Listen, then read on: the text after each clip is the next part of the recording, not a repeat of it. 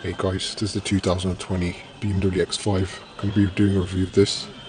If you're not subscribed, make sure you subscribe to my channel so you don't miss out on future videos like this. First of all, the impressions of the interior is really beautiful. They've done a really great job. In my opinion, I think the older BMW X5 looked really outdated, and this looks really nice. And it's a really simple and minimalistic display. We've kind of got these rectangular kind of air vents and the infotainment system.